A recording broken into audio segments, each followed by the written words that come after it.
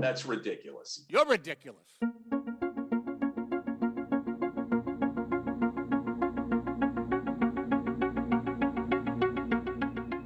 Secretary Miller, I have never been more offended on this committee by a witness statement than yours.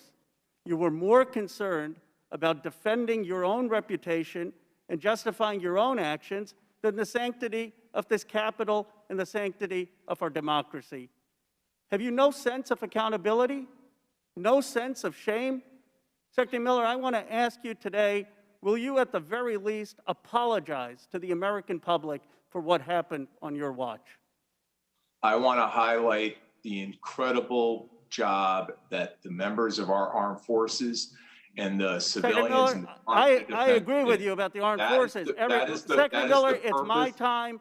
Your pugnacious style is not going to override the democratic process. Learn to respect it. My question isn't about our troops or our armed forces. Everyone recognizes they're extraordinary. My question is about your incompetence in leading them. Will you apologize to the American public for what happened on your watch? Will you apologize to the troops for what happened on your watch? The Department of Defense and our members of the armed forces performed magnificently on January 6th. Secretary, no one is questioning what they did. By questioning what you did, is it your testimony that you refuse to apologize to the American public for what happened? I stand by every decision I made on January 6th. So you think you did everything perfectly? Just like the president said he did everything perfectly in his calls. Is that your testimony? You did everything perfectly, no mistakes? I want to highlight again that the armed forces should only be used for domestic law enforcement. Is it your testimony that you did everything perfectly? Is that your view? I am the most critical person. I'm a career special operator. Let me ask you this. On the day of January 6th, there's reporting that you or others in your office tried to get to the president. That's been reported by journalists. I remind you, you're under oath. Did you or anyone in your office ever try to get a hold of President Trump on January 6th? I did not. I have no idea about others in my office. Did anyone in your office in the Department of Defense try to get a hold of the president? Not that I'm aware of. What explains the 36-minute delay from when you ordered the National Guard to that order being received? What explains 36 minutes? What 36 minutes are you referring to? Before the order was understood. You ordered the authorization, and 36 minutes later. Are you not aware of that timeline? I mean, everyone in the country is aware that it took 36 minutes. What explains that delay?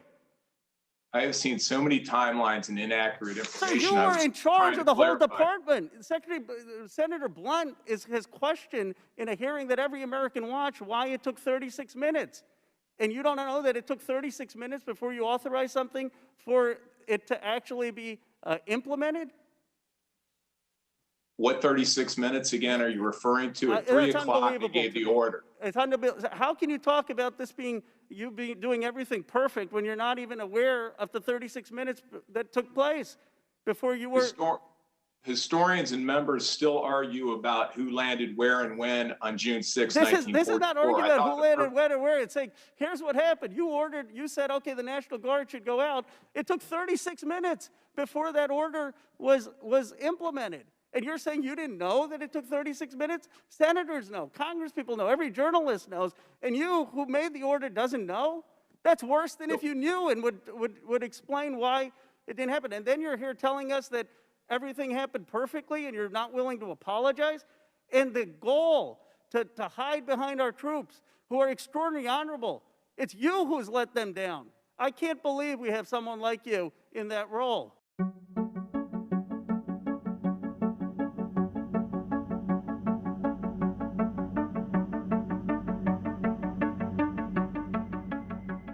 Your quote. Would anybody have marched on the Capitol and tried to overrun the Capitol without the president's speech? I think it's pretty much definitive that would not have happened.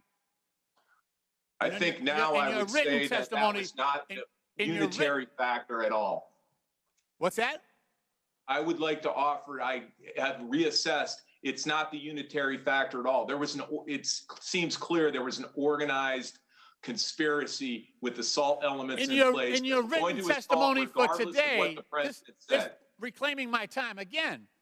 For your written testimony for today, this morning, you stated the following about the president's quote: "I personally believe his comments encouraged the protesters that day." That's That was a this fair morning. statement. So this is a very recent reversal of your testimony. Absolutely not. That's ridiculous. You're ridiculous.